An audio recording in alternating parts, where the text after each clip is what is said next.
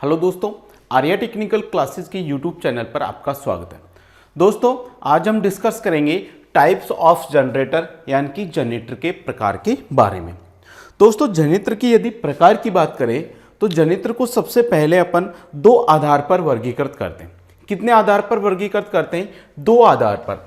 तो जनरेटर के प्रकार यदि अपन देखें तो जनरेटर को सबसे पहले अपन कितने आधार पर वर्गीकृत कर रहे हैं? दो आधार पर वर्गीकृत करेंगे, जिसमें जो पहला जनरेटर होता है वो होता है कौन सा? आपका प्राइम मूवर के आधार पर। किसके आधार पर? प्राइम मूवर के आधार पर। सबसे पहले जनरेटर का अपन जो वर्गीकरण करेंगे वो किसके आधार पर करेंगे? प्राइम मूवर के आधार पर करेंगे। किसके आधार पर? Prime mover. और दूसरा जो वर्गीकरण करते हैं वो करते हैं अपन उत्तेजना प्रणाली के आधार पर। किसके आधार पर? उत्तेजना प्रणाली के आधार पर। तो जनरेटर को सबसे पहले अपन दो आधार पर बांटते हैं। दो आधार में एक तो है कौन सा? प्राइम मूवर के आधार पर, और दूसरा है कौन सा? उत्तेजना प्रणाली के आधार पर। इंग्लिश में लिखे तो ये हो गया आपका किसके आधार पर? प्राइम मूवर, यानी कि बेस ऑन प्राइम मूवर, यानी कि प्राइम मूवर के आधार पर। और दूसरा हो जाएगा क्या? Base on excitation. क्या? Base on excitation. तो ये क्या हो जाएगा आपका? उत्तेजना प्रणाली के आधार पर। देखिए, अपन ने पिछले वीडियो में जनरेटर की विद्युत वाहक बल की समीकरण देखी थी। जनरेटर की विद्युत वाहक बल की समीकरण क्या होता है? Eg बराबर होता है फाई जेड एन पी बटा क्या होता है? 60 इंटू ए। ये क्या होता है? जनरेटर में पैदा होने वाले विद्युत वाहक बल का क्या है? समीकरण है। और इस समीकरण में अपन ने देखा था ये जो जेड पी इंटू 60 ए, जेड पी बटे 60 इंटू ए, ये चारों चीज क्या होती है? इसके अंदर कांस्टेंट होती है। क्या होती है? कांस्टेंट। कांस्टेंट का मतलब निश्चित होती है या नियत होती है। मतलब इन चारों चीजों का मान चेंज नहीं होता है, इनका मान परिवर्तित नहीं होता है। जब इनमें से ये जो चार चीज है इनका मान यदि परिवर्तित नहीं हो रहा है तो जनरेटर के अंदर जो विद्युत वाहक बल है वो केवल दो चीजों पर निर्भर करती है, और वो कौन कौन सी है? फाई और किसके ऊपर? एन के ऊपर। तो Eg समानुपाती क्या होता है? फाई इंटू क्या होता है? एन। और पिछले वीडियो में अपन ने देखा था जो फाई होता है वो क्या होता है? आपका चुंबकीय फ्लक्स होता है। क्या होता है? चुंबकीय फ्लक्स। और चुंबकीय फ्लक्स को अपन किससे लिखते हैं? फाई से। एन बराबर क्या होता है आपका? आर्मेचर की घूर्णन गति। क्या होती है? आर्मेचर की घूर्णन गति। आर्मेचर की घूर्णन गति को किससे लिखते हैं अपन? एन से। तो जनरेटर का ये जो वर्गीकरण किया है अपन ने प्राइम मूवर के आधार पर और उत्तेजना प्रणाली के आधार पर, इन दोनों का वर्गीकरण कुछ नया नहीं है, इसी आधार पर करते हैं। क्योंकि Eg यानी कि जनरेटर के अंदर पैदा होने वाला विद्युत वाहक बल मुख्य रूप से दो चीजों पर निर्भर करता है। एक तो है फील्ड वाइंडिंग के अंदर पैदा होने वाले चुंबकीय फ्लक्स, और दूसरा है आर्मेचर वाइंडिंग की घूर्णन गति। इन दोनों के आधार पर ही अपन ने जनरेटर का ये वर्गीकरण किया है। अब वो कैसे किया है? देखो, चुंबकीय फ्लक्स, चुंबकीय फ्लक्स कौन सी वाइंडिंग में पैदा होता है? फील्ड वाइंडिंग में। तो जो फील्ड वाइंडिंग में चुंबकीय फ्लक्स पैदा करने की जो विधि है उसी को अपन बोलते हैं एक्साइटेशन। क्या?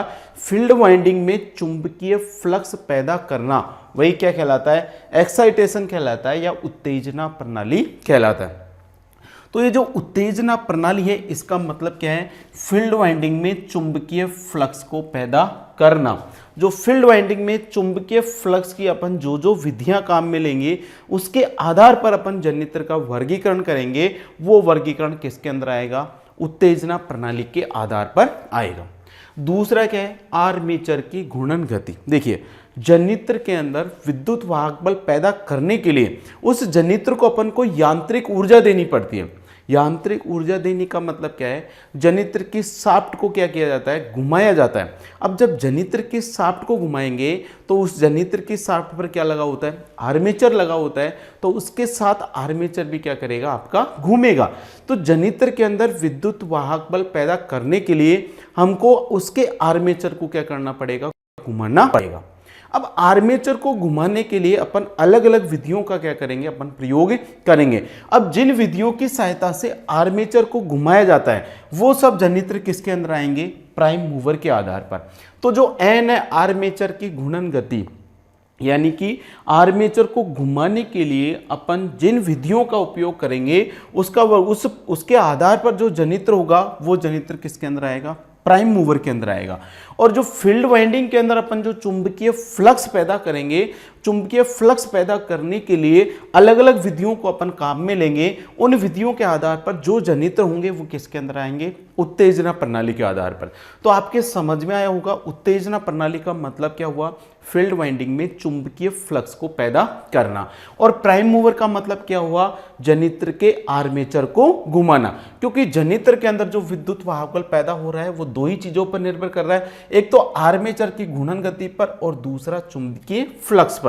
तो उत्तेजना प्रणाली के आधार पर और जो प्राइम मूवर है उसके आधार पर अपन जनित्र को दो भागों में क्या करते हैं, अपन डिवाइड करते हैं। अब देखेंगे अपन जो प्राइम मूवर है उसके अंदर जो जनित्र होंगे वो कौन कौन से होंगे, यानी कि जनित्र के आर्मेचर को घुमाने के लिए अपन किन किन विधियों का इसके अंदर प्रयोग करेंगे। तो प्राइम मूवर के आधार पर जनित्र होते हैं तीन प्रकार के। प्राइम मूवर के आधार पर जनित्र कितने प्रकार के होते हैं, आपके तीन प्रकार के होते हैं। जिसमें सबसे पहला जो जनित्र आता है वो आता है हाइड्रो टरबाइन। क्या, हाइड्रो टरबाइन जनित्र। तो जो हाइड्रो टरबाइन जनित्र है वो बताइए कौन से जनित्र के अंदर आएगा, प्राइम मूवर के आधार के अंदर, उस वर्गीकरण के अंदर ये जनित्र आता है। सबसे पहला तो कौन सा हो गया आपका, हाइड्रो। कौन सा हो गया, हाइड्रो। ये हो गया आपका हाइड्रो टरबाइन जनरेटर। दूसरा जो वर्गीकरण होता है वो होता है कौन सा आपका, थर्मल। कौन सा, थर्मल टरबाइन जनित्र।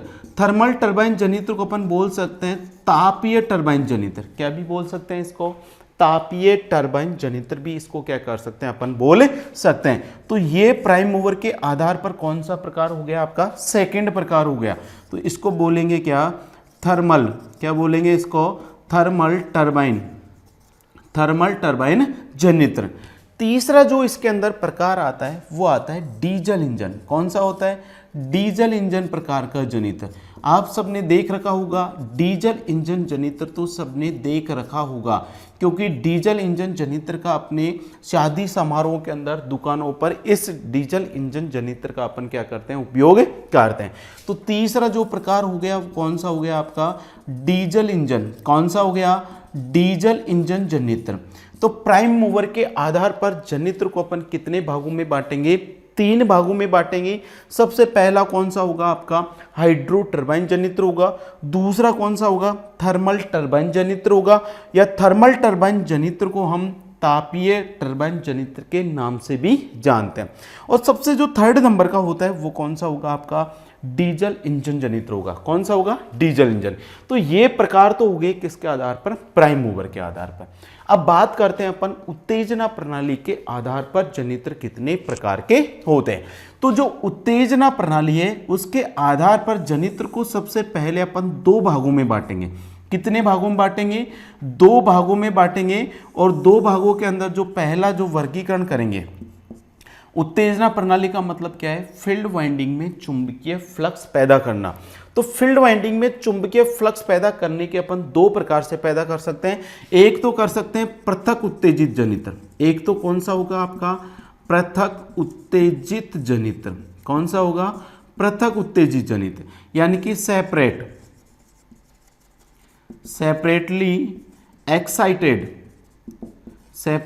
एक्साइटेड जनित्र। तो पहला जो प्रकार होगा उत्तेजना प्रणाली के अंदर, उसमें पहला वर्ग अपन जनित्र कौन सा पढ़ेंगे, पृथक उत्तेजित जनित्र पढ़ेंगे। कौन सा पढ़ेंगे, पृथक उत्तेजित जनित्र। और दूसरा पढ़ेंगे अपन कौन सा, स्व उत्तेजित जनित्र। कौन सा पढ़ेंगे, स्व उत्तेजित जनित्र। ये जनित्र का कौन सा प्रकार हो जाएगा आपका, दूसरा हो जाएगा। यानी कि इसको इंग्लिश में लिखेंगे अपन सेल्फ एक्साइटेड जनित्र। क्या बोलेंगे इसको, सेल्फ एक्साइटेशन। क्या लिखेंगे इसको, सेल्फ एक्साइटेशन या फिर सेल्फ एक्साइटेड जनित्र। ये कौन सा प्रकार हो गया आपका दूसरा। तो उत्तेजना प्रणाली के आधार पर जनित्र को कितने भागों में बांटा अपन ने, दो भागों में बांटा। एक बांटा अपन ने पृथक उत्तेजित जनित्र और दूसरा होता है कौन सा आपका स्व उत्तेजित जनित्र। अब आगे इनका अगर वर्गीकरण करेंगे तो ये जो स्व उत्तेजित जनित्र होता है ये फिर कितने भागों में बढ़ जाता है, आपके दो भागों में बढ़ जाता है। कितने भागों में बढ़ जाता है, दो भागों में बढ़ जाता है, जिसमें पहला जो जनित्र आता है वो आता है आपका स्थायी चुंबकीय जनित्र। कौन सा आता है, स्थायी चुंबकीय जनित्र, यानी कि परमानेंट मैग्नेट जनित्र। जो परमानेंट मैग्नेट जनित्र है वो किसके अंदर आएगा, स्व उत्तेजित जनित्र के अंदर आएगा। और दूसरा जो इसके अंदर वर्गीकरण करेंगे वो पढ़ेंगे अपन कौन सा, वैद्युत चुंबकीय जनित्र। किसके आधार पर, वैद्युत चुंबकीय जनित्र। वैद्युत चुंबकीय जनित्र का मतलब इलेक्ट्रोमैग्नेटिक जनित्र। क्या, इलेक्ट्रोमैग्नेटिक जनरेटर। तो जो इलेक्ट्रोमैग्नेटिक जनरेटर होगा, तो जो स्व उत्तेजित जनित्र होता है वो कितने प्रकार में बांटा अपन ने, दो प्रकार से बांटा। एक होता है स्थायी चुंबकीय जनित्र, दूसरा होता है आपका वैद्युत चुंबकीय जनित्र। स्थायी चुंबकीय जनित्र को इंग्लिश में बोलेंगे परमानेंट मैग्नेटिक जनरेटर, और वैद्युत चुंबकीय जनित्र को इंग्लिश में बोलेंगे इलेक्ट्रोमैग्नेटिक जनित्र। इसको इंग्लिश में क्या बोलेंगे, परमानेंट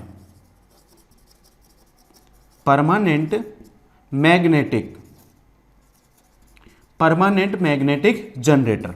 ठीक है। अब ये जो आपका वैद्युत चुंबकीय जनित्र होता है वो फिर आगे जाके वापस तीन भागों में बढ़ जाता है। कितने भागों में बढ़ जाता है, ये तीन भागों में बढ़ जाता है। और वो तीन भाग आपके कौन कौन से हैं, तो सबसे पहला जो जनित्र आता है वो आता है आपका सीरीज जनित्र। कौन सा आता है आपका, सीरीज जनित्र, या फिर इसको बोल सकते हैं अपन श्रेणी जनित्र। क्या भी बोल सकते हैं इसको, श्रेणी जनित्र। तो पहला प्रकार कौन सा हो जाएगा इसका, सीरीज जनित्र होगा। दूसरा जो प्रकार होगा वो होगा इसका संट जनित्र। कौन सा होगा आपका, संट जनित्र होगा। और तीसरा जो इसका प्रकार होगा वो होगा आपका कंपाउंड जनित्र। कौन सा होगा, कंपाउंड जनित्र। कौन सा होगा, कंपाउंड जनित्र। तो वैद्युत चुंबकीय जनित्र के कितने प्रकार, तीन, सीरीज, संट और कंपाउंड। कंपाउंड जनित्र है, उस कंपाउंड जनित्र को हम दो भागों में डिवाइड करते हैं। कितने भागों में डिवाइड करते हैं, दो भागों में डिवाइड करते हैं, जिसमें जो पहला भाग है वो है आपका कम्युलेटिव कंपाउंड जनित्र। क्या, कम्युलेटिव कंपाउंड जनित्र। और दूसरा है आपका कौन सा, डिफरेंशियल कंपाउंड जनित्र। पहला तो कौन सा है आपका कम्युलेटिव कंपाउंड जनित्र है, और दूसरा कौन सा है आपका डिफरेंशियल कंपाउंड जनित्र है। तो कंपाउंड जनित्र को कितने भागों में बांटा अपन ने, दो। एक होता है कम्युलेटिव, दूसरा होता है डिफरेंशियल। अब ये जो कम्युलेटिव कंपाउंड जनित्र होता है ये भी कितने प्रकार का होता है आपका, तीन प्रकार का होता है। वो प्रकार में यहां पर लिख देता हूं। क्या, कम्युलेटिव कंपाउंड जनित्र भी कितने प्रकार का होता है आपका, तीन प्रकार का होता है। किसकी बात कर रहे हैं अपन, कम्युलेटिव कंपाउंड जनित्र। तो जो कम्युलेटिव कंपाउंड जनित्र होता है ये कितने प्रकार का होता है आपका, तीन प्रकार का होता है। एक तो होता है लेवल कम्युलेटिव कंपाउंड जनित्र, दूसरा होता है आपका अंडर कम्युलेटिव कंपाउंड जनित्र, और तीसरा होता है आपका कौन सा, ओवर कम्युलेटिव कंपाउंड जनित्र। यानी कि एक तो होगा आपका लेवल कम्युलेटिव कंपाउंड जनित्र, दूसरा होगा कौन सा आपका अंडर होगा, कौन सा होगा अंडर, और तीसरा होगा कौन सा आपका ओवर कम्युलेटिव कंपाउंड जनित्र। तो जो आपका कम्युलेटिव कंपाउंड जनित्र होता है, कौन सा, कम्युलेटिव कंपाउंड जनरेटर। तो जो कम्युलेटिव कंपाउंड जनित्र होता है वह कितने प्रकार का होता है आपका, तीन प्रकार का होता है, लेवल, अंडर और कौन सा, ओवर। तो अपने सिलेबस में हमको इतने सारे जनित्र के बारे में पढ़ना है। तो जनित्र का जो वर्गीकरण है वो इतने प्रकार के जनित्र अपने सिलेबस में है। और अब अपन एक एक जनित्र के बारे में पढ़ेंगे कि ये जो जनित्र होते हैं वो किस काम करता है, किस सिद्धांत पर काम करता है, इसका उपयोग अपन किन किन कार्यों में इनका उपयोग किया जाता है। तो जनित्र के वर्गीकरण की अगर एक बार और देखें तो जनित्र होता है उसको सबसे पहले अपन दो भागों में क्या करते हैं या दो भागों में बांटते हैं, जिसमें पहला है प्राइम मूवर के आधार पर और दूसरा है उत्तेजना प्रणाली के आधार पर। प्राइम मूवर के आधार पर अपन ने बांटा इसको तीन प्रकार के होते हैं, हाइड्रो टरबाइन जनित्र, दूसरा होता है थर्मल टरबाइन जनित्र और तीसरा होता है डीजल इंजन जनित्र। उत्तेजना प्रणाली के आधार पर जनित्र दो प्रकार के होते हैं, क्वेश्चंस पूछा जा सकता है इसे भी। उत्तेजना प्रणाली के आधार पर जनित्र कितने प्रकार के होते हैं, तो उत्तेजना प्रणाली के आधार पर जनित्र दो प्रकार के होते हैं, जिसमें पहला होगा पृथक उत्तेजित जनित्र और दूसरा होगा स्व उत्तेजित जनित्र। फिर बात आती है ये जो स्व उत्तेजित जनित्र होता है फिर दो प्रकार का होता है। स्व उत्तेजित जनित्र भी कितने प्रकार का, दो प्रकार का, जिसमें पहला पढ़ेंगे अपन स्थायी चुंबकीय जनित्र और दूसरा पढ़ेंगे वैद्युत चुंबकीय जनित्र। पहला पढ़ेंगे स्थायी चुंबकीय जनित्र, दूसरा पढ़ेंगे वैद्युत चुंबकीय जनित्र। फिर ये जो वैद्युत चुंबकीय जनित्र होता है, ये वैद्युत चुंबकीय जनित्र भी कितने प्रकार का होता है आपका, तीन प्रकार का होता है। कितने प्रकार का, तीन, जिसमें पहले पढ़ेंगे अपन सीरीज जनित्र के बारे में, दूसरा होता है शंट जनित्र और तीसरा होता है काउंट जनित्र। फिर ये जो कंपाउंड जनित्र होता है ये भी दो प्रकार का होता है, एक होता है कम्युलेटिव कंपाउंड जनित्र, कौन सा होता है, कम्युलेटिव कंपाउंड जनित्र, दूसरा होता है डिफरेंशियल कंपाउंड जनित्र। कम्युलेटिव और डिफरेंशियल कौन से जनित्र के प्रकार है, तो ये कंपाउंड जनित्र के प्रकार है। अब ये जो कम्युलेटिव कंपाउंड जनित्र है, ये कम्युलेटिव कंपाउंड जनित्र भी कितने प्रकार का होता है आपका, तीन प्रकार का होता है। एक होता है लेवल कम्युलेटिव कंपाउंड जनित्र, दूसरा होता है अंडर कम्युलेटिव कंपाउंड जनित्र और तीसरा होता है ओवर कम्युलेटिव कंपाउंड जनित्र। अब अपन बात करते हैं सबसे पहले जनित्र के प्रकार, और वो प्रकार है कौन सा, प्राइम मूवर के आधार पर। अब अपन को सारे जनित्रों को एक एक करके सबका क्या करना है, अपन को उसके बारे में अध्ययन करना है। सबसे पहले अपन जो जनित्र लेंगे वो पढ़ेंगे अपन प्राइम मूवर के आधार पर। तो जो प्राइम मूवर होता है वो क्या होता है, और ये जो प्राइम मूवर पर जो जनित्र होते हैं वो कितने प्रकार के होते हैं, इसके बारे में अब अपन इसके बारे में अध्ययन करेंगे। तो सबसे पहला प्रकार ले रहे हैं अपन किसके आधार पर, प्राइम मूवर के आधार पर।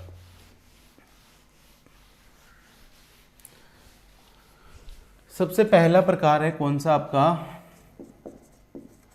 प्राइम मूवर के आधार पर, बेस्ड ऑन प्राइम मूवर। सबसे पहले अपन समझेंगे प्राइम मूवर क्या होता है। ये प्राइम मूवर जनित्र को क्या काम करता है, तो क्या होता है, जिस यंत्र की सहायता से, क्या बोलेंगे, जिस यंत्र की सहायता से जनित्र को यांत्रिक ऊर्जा प्रदान की जाती है, यांत्रिक ऊर्जा प्रदान की जाती है, वह प्राइम मूवर कहलाता है, प्राइम मूवर कहलाता है।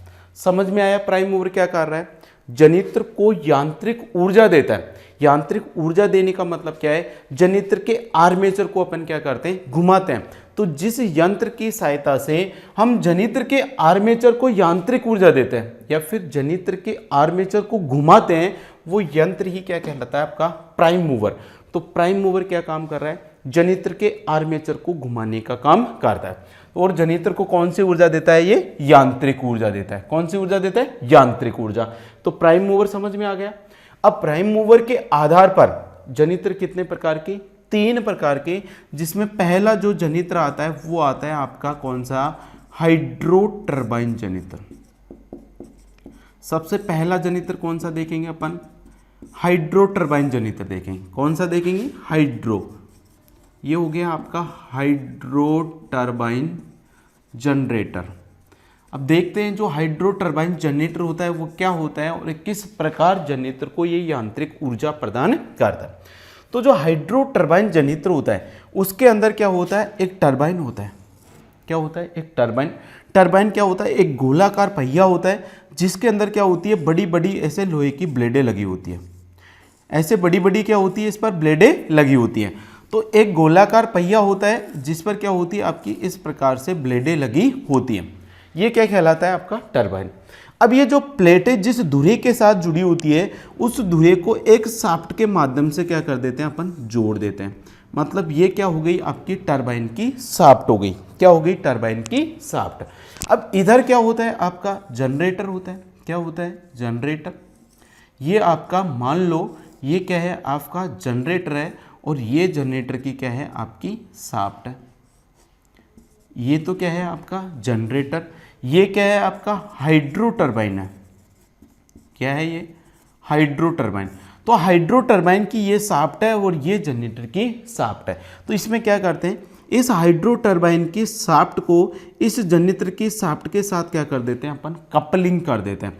यहाँ पर दोनों की शाफ्ट को अपन ने क्या कर दिया, कपलिंग। कपलिंग का मतलब होता है दोनों की शाफ्ट को आपस में क्या कर दिया अपन ने, जोड़ दिया। तो हाइड्रो टरबाइन जनरेटर के अंदर क्या करते हैं, जो हाइड्रो टरबाइन होती है उसकी शाफ्ट को जनरेटर की शाफ्ट के साथ क्या कर दिया जाता है, जोड़ दिया जाता है। अब आगे क्या प्रोसेस होती है, क्या होता है, जो बारिश के दिनों में जो बरसात का पानी होता है उसको डैम बना के, बांध बना के और ऊंचाई पर इस प्रकार से उसको एकत्रित कर लेते हैं। ये क्या हो गया आपका, ये है आपका बांध, क्या है ये बांध है, और बांध के अंदर ये क्या भरा हुआ है, पानी। तो बारिश के समय क्या किया जाता है, इस बारिश के पानी को इस बांध के अंदर क्या कर लेते हैं अपन, एकत्रित कर लेते हैं। फिर क्या करते हैं, ये जो बांध है इससे यहाँ पर एक पाइप के माध्यम से इस पानी को इस टरबाइन की ब्लेड के ऊपर क्या किया जाता है, गिराया जाता है। पानी को क्या कर रहे हैं, इस टरबाइन की ब्लेड्स के ऊपर गिराएंगे। तो जब पानी इस टरबाइन की ब्लेड पर गिरेगा तो इस पानी के कारण ये टरबाइन की ब्लेडें क्या होती है आपकी, घूमती है। जब टरबाइन की ब्लेडें घूमेगी तो इसके धुरे के साथ टरबाइन की शाफ्ट लगी हुई है, उसके कारण टरबाइन की शाफ्ट भी क्या करेगी, घूमेगी। और टरबाइन के शाफ्ट के साथ कौन जुड़ी होती है आपकी, जनरेटर की शाफ्ट। जैसे ही टरबाइन की शाफ्ट घूमेगी तो इस जनरेटर की शाफ्ट भी क्या करेगी, घूमेगी। मतलब जनरेटर का आर्मेचर घूमने लग जाएगा। और जब जनरेटर का आर्मेचर घूम रहा है मतलब जनरेटर को कौन सी ऊर्जा मिल गई, यांत्रिक ऊर्जा प्राप्त हो गई। कौन सी ऊर्जा प्राप्त हो गई, यांत्रिक ऊर्जा।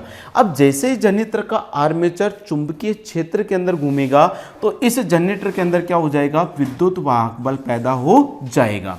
तो इस प्रकार जनरेटर को यांत्रिक ऊर्जा देने के लिए अपन किसका प्रयोग किया, हाइड्रो टरबाइन का किया।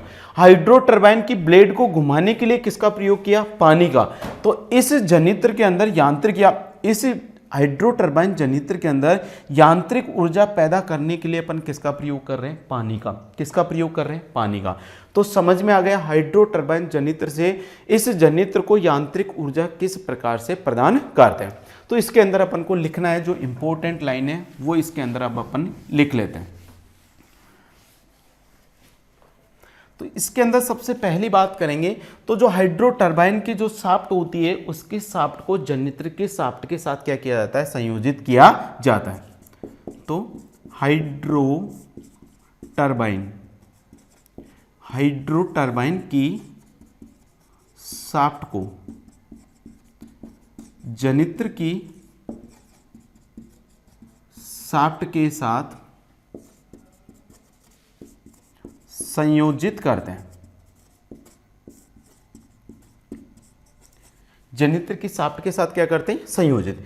फिर इसमें जो यांत्रिक ऊर्जा पैदा कर रहे हैं तो हाइड्रो टरबाइन के अंदर यांत्रिक ऊर्जा पैदा करने के लिए किसका प्रयोग करते हैं अपन, पानी का। तो हाइड्रो टरबाइन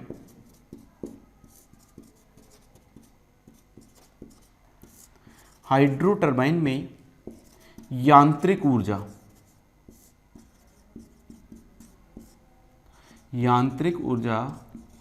पैदा करने के लिए पानी का यानी कि जल का उपयोग करते हैं। किसका उपयोग कर रहे हैं अपन, पानी का। कौन से टरबाइन के अंदर, हाइड्रो टरबाइन। अब इसके अंदर जो प्राइम मूवर है इसके आधार पर दूसरा जो जनरेटर होता है वो कौन सा है आपका, थर्मल टरबाइन जनरेटर। कौन सा है आपका, थर्मल टरबाइन जनरेटर।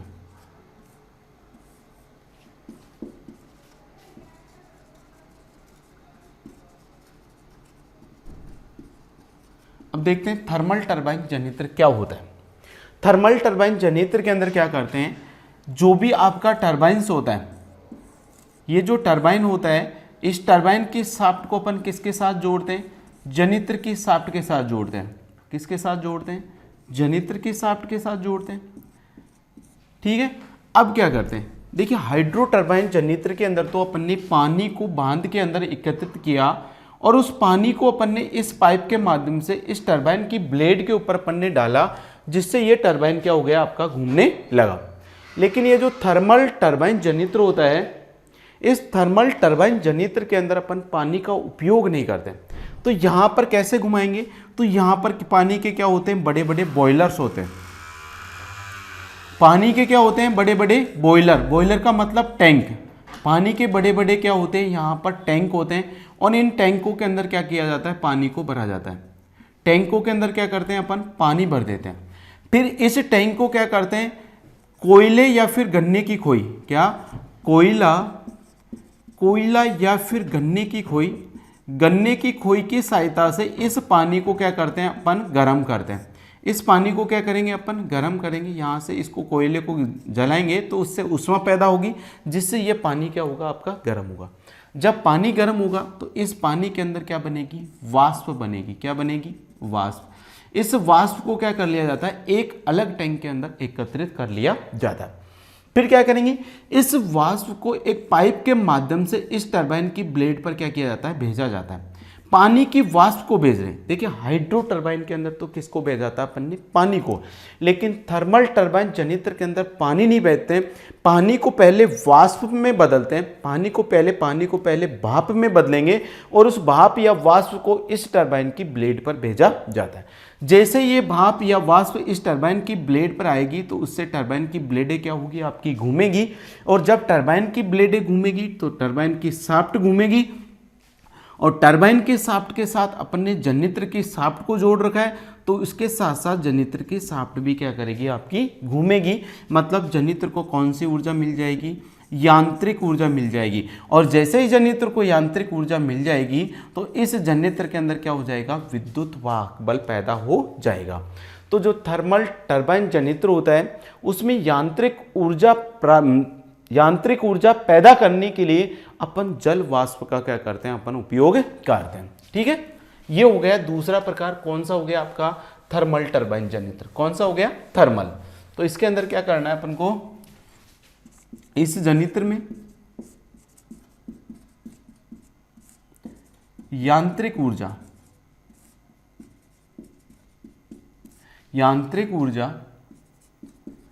उत्पन्न करने के लिए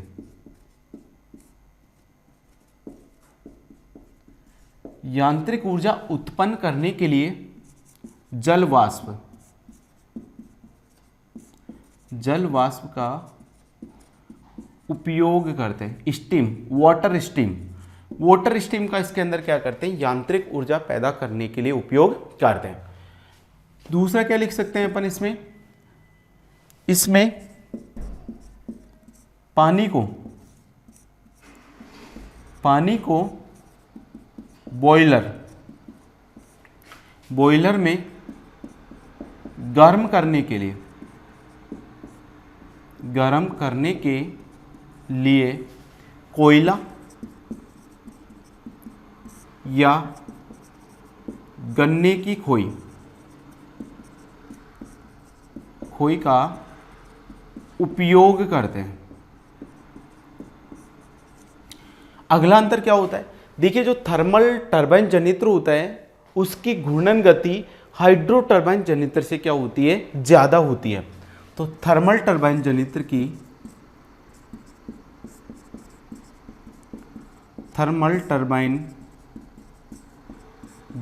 की घूर्णन गति या फिर यांत्रिक ऊर्जा बोल सकते हो, घूर्णन गति हाइड्रो टरबाइन जनरेटर से ज्यादा होती है।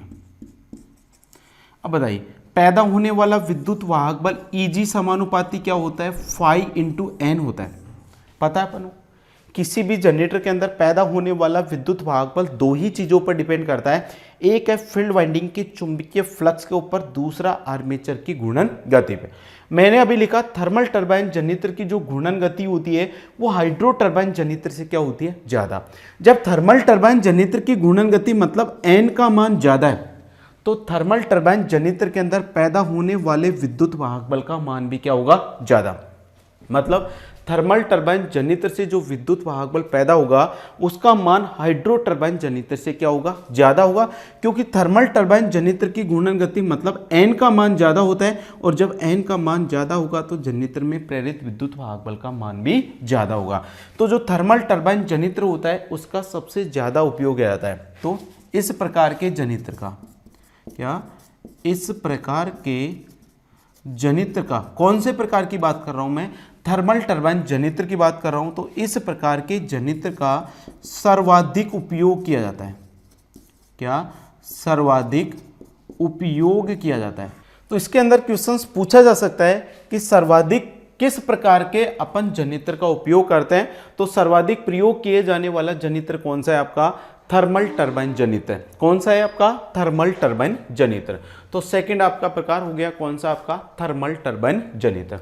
अगला जो प्रकार आता है वो तीसरा प्रकार है कौन सा आपका, डीजल इंजन जनरेटर। कौन सा है, डीजल इंजन जनरेटर। तो नाम से पता चल रहा है डीजल मतलब इस प्रकार के जनरेटर में यांत्रिक ऊर्जा पैदा करने के लिए हम किसका प्रयोग करेंगे, डीजल इंजन का। तो तीसरा कौन सा है आपका, डीजल इंजन। कौन सा है, डीजल इंजन जनरेटर।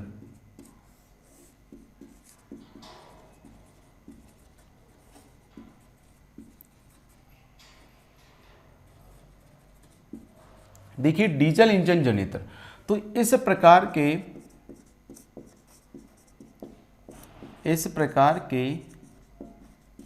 जनरेटर में, इस प्रकार के जनरेटर में यांत्रिक ऊर्जा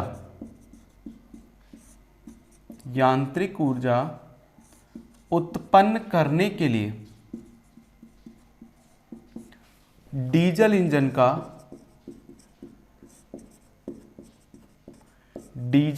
का उपयोग करते हैं,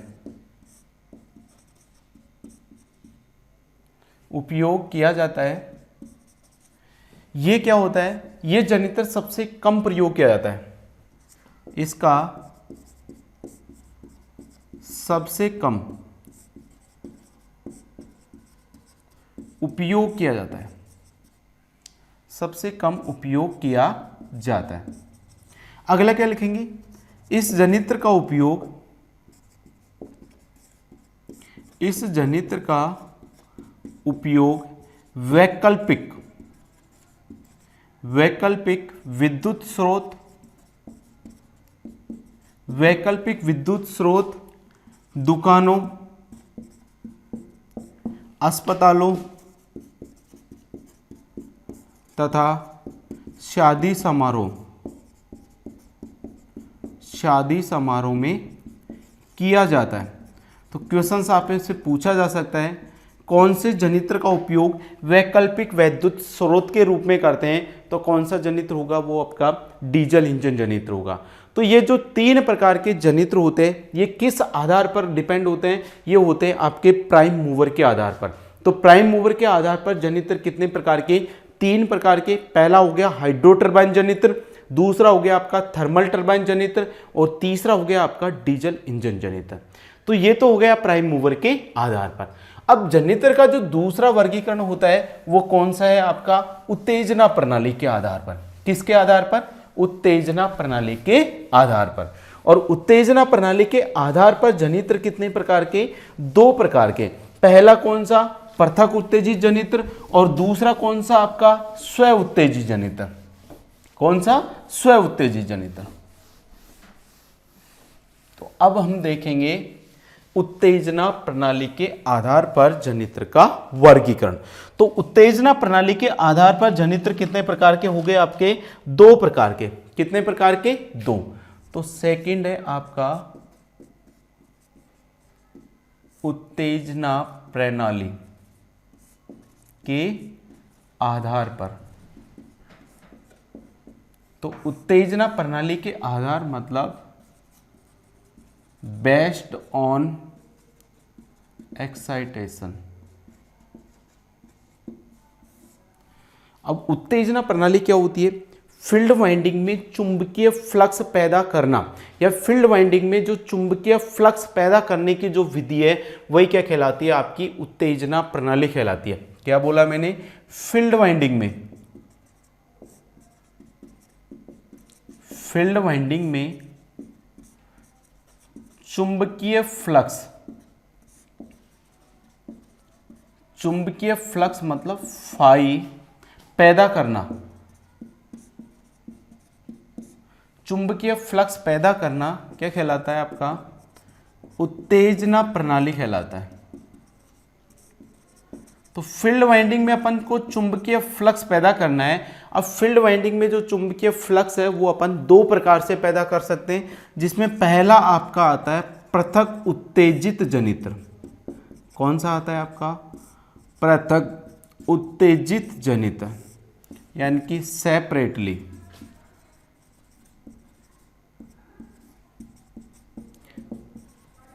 सेपरेटली एक्साइटेड जनित्र।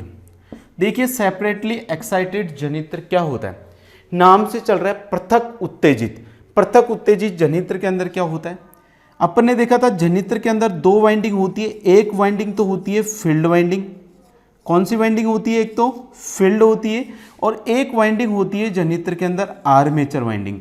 कौन सी वाइंडिंग होती है? आपकी आर्मेचर वाइंडिंग। तो जनित्र के अंदर दो वाइंडिंग होती है, एक तो होती है फील्ड वाइंडिंग, दूसरी होती है कौन सी? Armature winding. जनित्र के अंदर ये वाली जो वाइंडिंग है ये तो है फील्ड वाइंडिंग।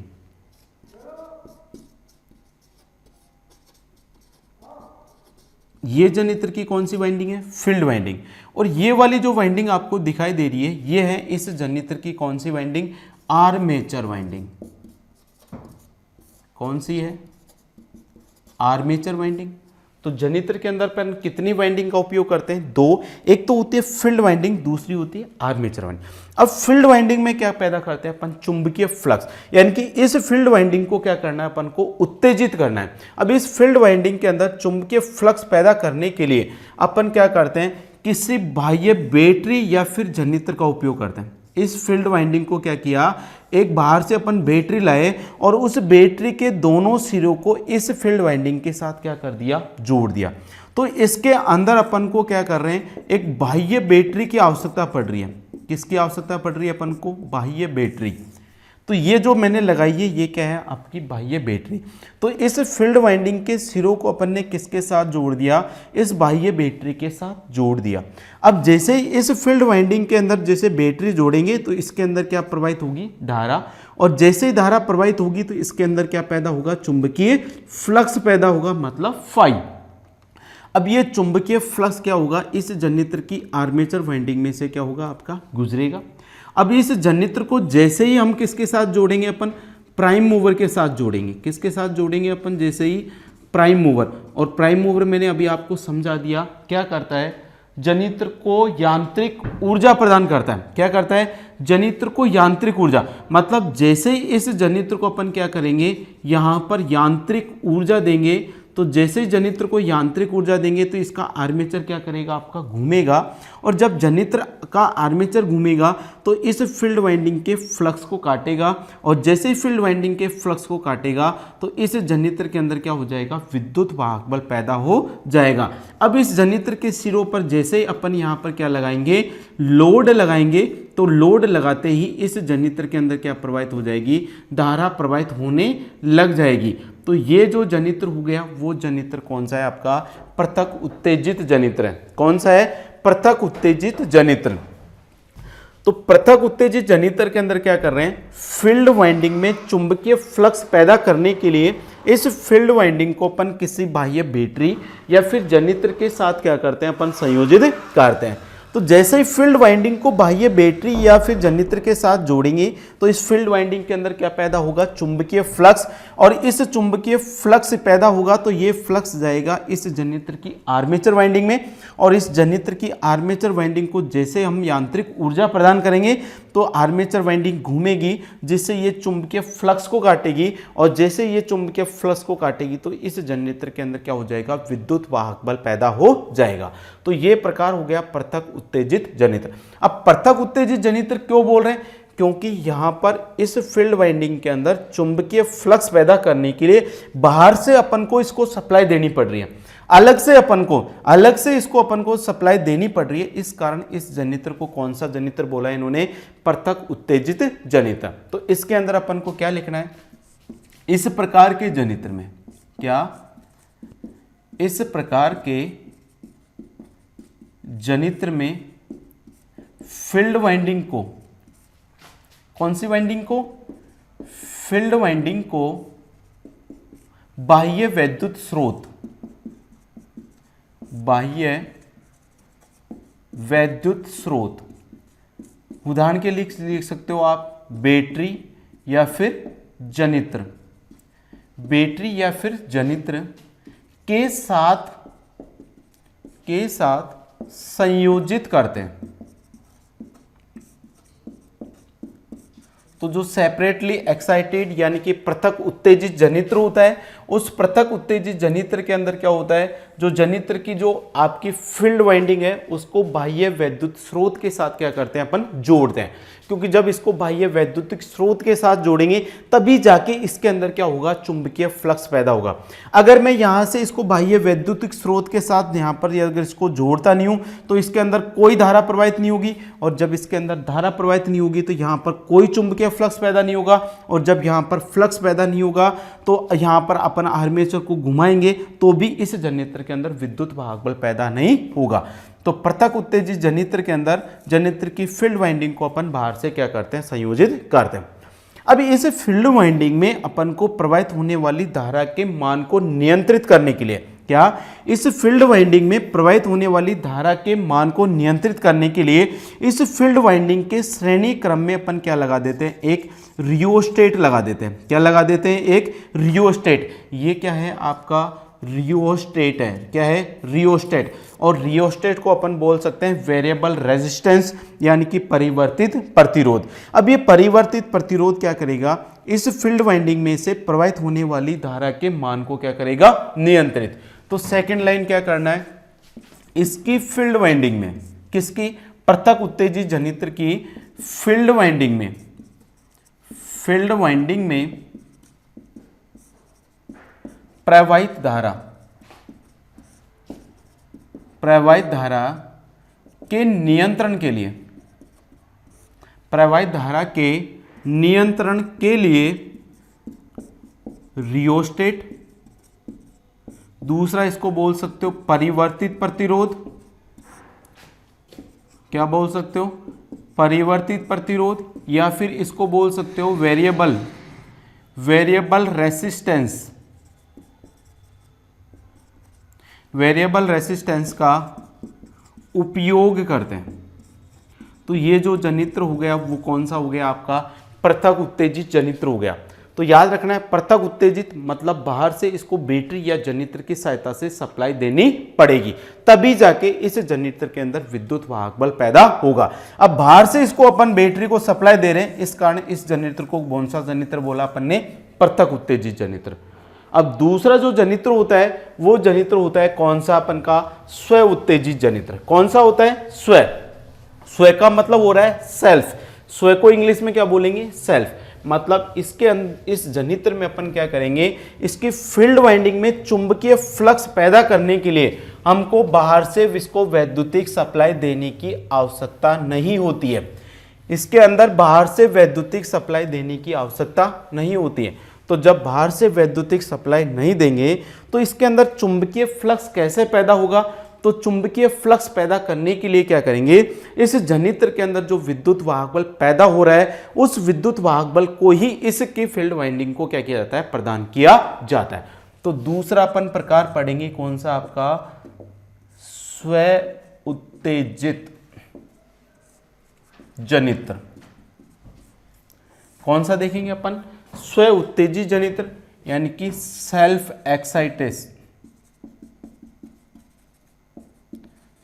एक्साइटेशन जनित्र। तो देखिए स्व उत्तेजित जनित्र क्या होता है। तो मैंने बताया इस जनित्र के अंदर फील्ड वाइंडिंग में चुंबकीय फ्लक्स पैदा करने के लिए हमको बाहर से वैद्युतिक सप्लाई या वैद्युतिक स्रोत से इसको सप्लाई देने की आवश्यकता नहीं पड़ती है। अब इसके अंदर बाहर से अपन वैद्युतिक सप्लाई नहीं दे रहे हैं, तो इसके अंदर फील्ड वाइंडिंग में चुंबकीय फ्लक्स पैदा करने के लिए अपन को इस जनित्र के अंदर जो विद्युत वाहक बल पैदा हो रही है उसी को ही इस जनित्र को क्या किया जाता है, प्रदान किया जाता है। तो इसके अंदर क्या लिखेंगे, इस जनित्र में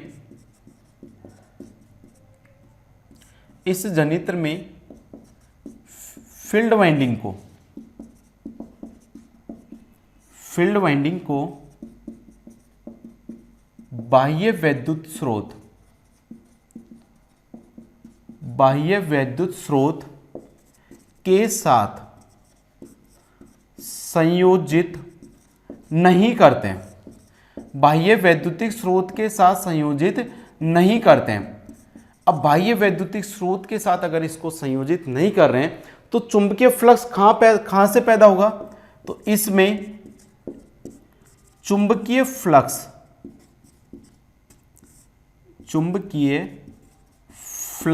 पैदा करने के लिए स्वयं में उत्पन्न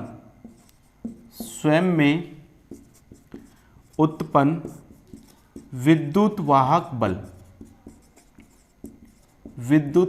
बल का उपयोग करते हैं।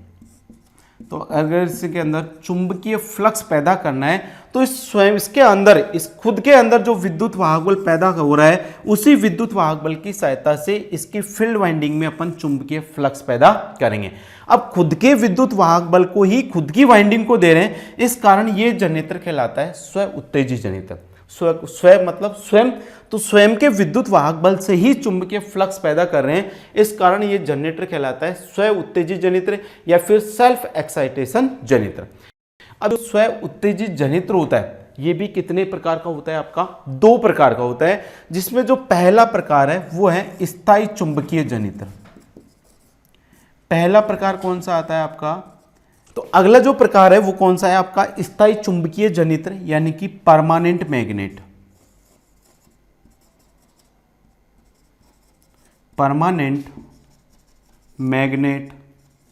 जनरेटर। अब देख लेते हैं परमानेंट मैग्नेट जनित्र। देखिए नाम से पता चल रहा है स्थायी चुंबक, यानी कि इस जनित्र के अंदर हम स्थायी चुंबकों का क्या करेंगे, उपयोग करेंगे। अब देखिए चुंबक क्या करती है, चुंबकीय क्षेत्र पैदा करती है। मतलब जो स्थायी चुंबकीय जनित्र है उसमें चुंबकीय क्षेत्र पैदा करने के लिए हम स्थायी चुंबकों का उपयोग करेंगे। तो देखिए इसकी संरचना मैं आपको बना के बताता हूँ कैसी होती है।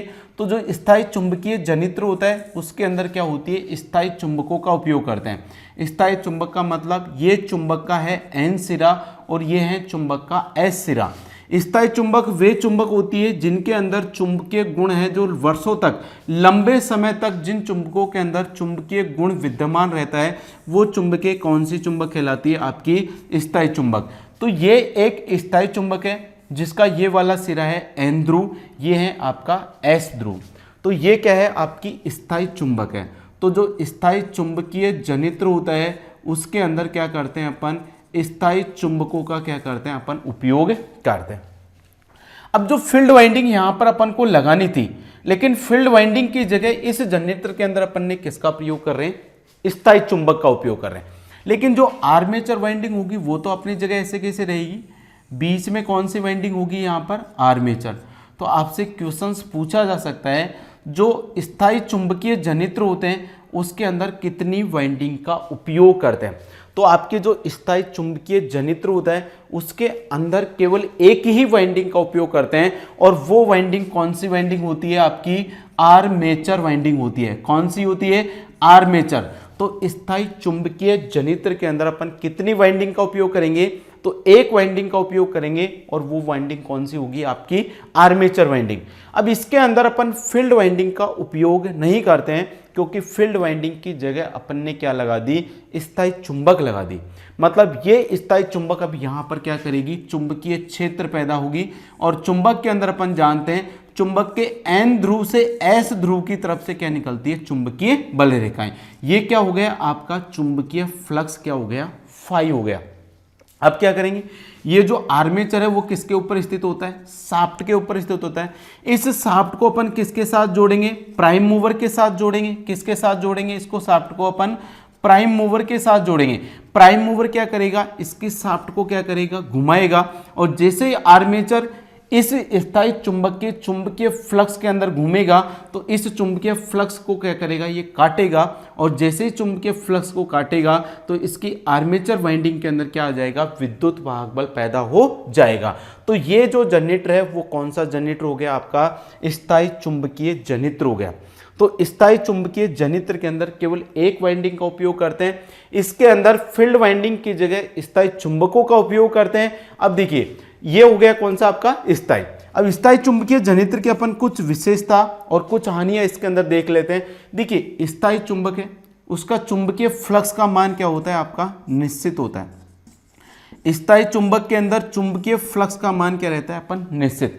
इस चुंबक की चुंबकीय फ्लक्स के मान को अपन ना तो बढ़ा सकते हैं और ना ही घटा सकते हैं। जब फाई का मान निश्चित है तो बताइए ईजी समानुपाती क्या होता है, फाई इंटू क्या होता है, आपका एन होता है। ईजी समानुपाती क्या होता है, फाई इंटू एन। अब फाई का मान क्या हो गया, यहां पर कांस्टेंट हो गया। क्या हो गया, कांस्टेंट, यानी कि क्या हो गया, आपका नियत हो गया। जब फाई भी नियत हो गया तो बताइए जो आपका स्थायी चुंबकीय जनरेटर है उसके अंदर प्रेरित विद्युत वाहक बल किसके ऊपर डिपेंड करेगा, तो स्थायी चुंबकीय जनरेटर के अंदर प्रेरित विद्युत वाहक बल आर्मेचर की घूर्णन गति पर निर्भर करता है। किस पर निर्भर करेगा, आर्मेचर की घूर्णन गति पर। मतलब स्थायी चुंबकीय जनरेटर के अंदर चुंबकीय जो फ्लक्स है या प्रेरित विद्युत वाहक बल है वो फाई मतलब चुंबकीय फ्लक्स पर निर्भर नहीं करता है। क्यों नहीं निर्भर कर रहा है, क्योंकि स्थायी चुंबक के अंदर फाई का मान क्या होता है, आपका निश्चित होता है। तो इसके अंदर जो प्रेरित विद्युत वाहक बल होगा वो जनरेटर की घूर्णन गति पर निर्भर करता है। अगर जनरेटर की घूर्णन गति ज्यादा होगी तो स्थायी चुंबकीय जनरेटर के अंदर प्रेरित विद्युत वाहक बल का मान भी क्या होगा, ज्यादा। अगर जनरेटर की घूर्णन गति कम होगी तो प्रेरित विद्युत वाहक बल का मान भी क्या होगा, कम होगा। तो ये हो गया इसके अंदर क्या कि स्थायी चुंबकीय जनरेटर के अंदर प्रेरित विद्युत वाहक बल केवल किसके ऊपर निर्भर करता है, एन के ऊपर। दूसरा, स्थायी चुंबकीय जनरेटर के अंदर ये जो फाई होता है इसका मान क्या होता है, बहुत ही कम होता है। चुंबकीय फ्लक्स का मान क्या होता है, इसके अंदर कम होता है। जब स्थायी चुंबकीय जनरेटर के अंदर चुंबकीय फ्लक्स का मान कम होगा तो देखिए क्या प्रभाव पड़ेगा, प्रेरित विद्युत वाहक बल किस किस के ऊपर निर्भर कर रहा है, फाई के ऊपर और किसके ऊपर, एन के ऊपर। और जब फाई का मान कम होगा, फाई का मान क्या होगा यदि कम, बताइए जब इसके अंदर इस चुंबकीय फ्लक्स का मान कम होगा तो इस जनरेटर के अंदर प्रेरित विद्युत वाहक बल का मान भी क्या होगा, कम होगा। मतलब स्थायी चुंबकीय जनरेटर के अंदर प्रेरित विद्युत वाहक बल का मान भी क्या होता है, कम होता है। क्या होता है, कम। तो आपको दो विशेषता याद रखनी है। एक तो इस जनरेटर के अंदर जो प्रेरित विद्युत वाहक बल है उसका मान क्या होता है, आपका कम होता है। दूसरी क्या विशेषता याद करनी है, इस जनरेटर के अंदर जो प्रेरित विद्युत वाहक बल है वो आर्मेचर की घूर्णन गति पर निर्भर करता है। तो ये जनरेटर कौन सा जनरेटर हो गया, आपका स्थायी चुंबकीय जनरेटर हो गया। कौन सा हो गया, स्थायी चुंबकीय जनरेटर। तो इसको अपन लिख लेते हैं, स्थायी चुंबकीय जनरेटर के अंदर जो भी इंपॉर्टेंट लाइन है वो अपन नोट कर लेते हैं। तो सबसे पहली बात तो क्या हो जाएगी, इस जनरेटर में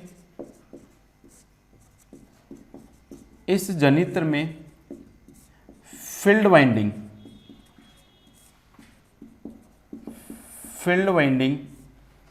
के स्थान पर, फील्ड वाइंडिंग के स्थान पर स्थायी चुंबक का उपयोग करते हैं। फील्ड वाइंडिंग के स्थान पर कौन सी चुंबक का उपयोग कर रहे हैं अपन, स्थायी चुंबक का उपयोग कर रहे हैं। दूसरा, इस जनरेटर में केवल एक वाइंडिंग और वो एक वाइंडिंग कौन सी होगी आपकी, आर्मेचर वाइंडिंग। एक वाइंडिंग का उपयोग करते हैं, एक वाइंडिंग का उपयोग करते हैं। अगला क्या लिखना है, इस जनित्र में चुंबकीय फ्लक्स, चुंबकीय फ्लक्स का मान कम होता है, कम होता है, जिसके कारण इसमें उत्पन्न विद्युत वाहक बल क्या होगा, कम होगा। जब चुंबकीय फ्लक्स कम है तो विद्युत वाहक बल भी क्या होगा, कम होगा। तीसरा, इस जनित्र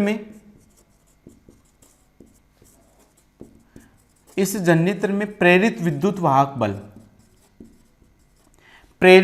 वाहक बल आर्मेचर की घूर्णन गति, आर्मेचर की घूर्णन गति पर निर्भर करता है। किस पर निर्भर करता है, आर्मेचर की घूर्णन गति पर निर्भर करता है। अब इसमें उत्पन्न होने वाले विद्युत वाहक बल का मान कम है, तो इस प्रकार के जो जनित्र होता है या इस प्रकार की जो स्थायी चुंबक है, उनका उपयोग अपन छोटे आकार के चुंबकों में करते हैं। क्या, स्थायी चुंबक का उपयोग करेंगे छोटे आकार के जनित्रों में करेंगे, जहां पर अपन को कम विद्युत वाहक बल पैदा करना है। तो कम विद्युत वाहक बल पैदा करने के लिए अपन किसका प्रयोग करते हैं, स्थायी चुंबक। तो आगे इसी के अंदर अपन को लिखना है, इसके अंदर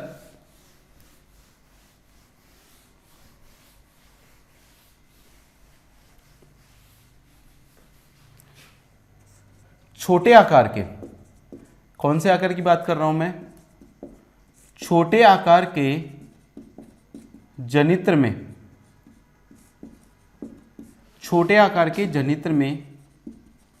स्थायी चुंबकों का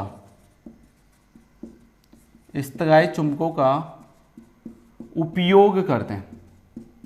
अगर आपसे क्वेश्चंस पूछा जाए कि स्थायी चुंबकों का उपयोग कौन से जनित्र के अंदर करेंगे, तो जो छोटे आकार के जनित्र होते हैं उसके अंदर अपन स्थायी चुंबकों का उपयोग करते हैं। अब ये जो छोटे आकार के जनित्र होते हैं वो होते हैं आपके डायनमो कहलाते हैं। क्या होते हैं, छोटे आकार के जनित्र को अपन क्या कहते हैं, डायनमो। और ये जो डायनमो होता है इसका उपयोग करते हैं अपन वाहनों की बैटरी चार्जिंग में। तो छोटे आकार के जनित्र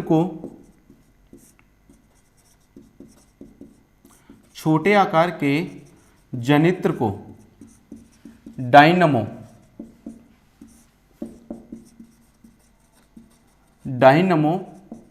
कहा जाता है।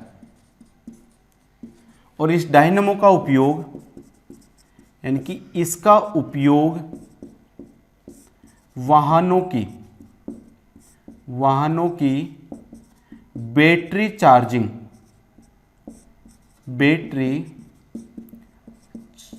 में करते हैं। क्वेश्चन आपसे पूछा जा सकता है वाहनों की बैटरी चार्जिंग के लिए अपन किस जनित्र का उपयोग करते हैं, तो वाहनों की बैटरी चार्जिंग के लिए अपन किसका प्रयोग करते हैं, डायनमो। अब डायनमो क्या है, एक छोटे आकार का जनित्र है। डायनमो क्या है, छोटे आकार का जनित्र है, और इस डायनमो का उपयोग करेंगे अपन वाहनों की बैटरी चार्जिंग के लिए। फिर क्वेश्चंस पूछा जा सकता है डायनमो के अंदर कितनी वाइंडिंग का उपयोग करते हैं, तो डायनमो के अंदर अपन एक वाइंडिंग का उपयोग करेंगे, वो कौन सी होगी, आपकी आर्मेचर वाइंडिंग। फिर क्वेश्चन पूछा जा सकता है डायनमो के अंदर चुंबकीय फ्लक्स पैदा करने के लिए किसका उपयोग करते हैं, तो डायनमो के अंदर चुंबकीय फ्लक्स पैदा करने के लिए हम स्थायी चुंबकों का उपयोग करेंगे। किसका प्रयोग करेंगे, स्थायी चुंबकों का। तो ये आपका जो पहला प्रकार था वो है कौन सा, आपका स्थायी चुंबकीय जनित्र। तो स्व उत्तेजित जनित्र आपके दो प्रकार के होते हैं, एक तो होता है आपका स्थायी चुंबकीय जनित्र और दूसरा होता है वैद्युत चुंबकीय जनित्र। जो स्थायी चुंबकीय जनित्र वो हमने देख लिया। अब अगला जो प्रकार है आपका वैद्युत चुंबकीय जनित्र, उसको हम देखेंगे नेक्स्ट वीडियो में। तो आज के लिए बस इतना ही, मिलते हैं आपको अगले वीडियो में।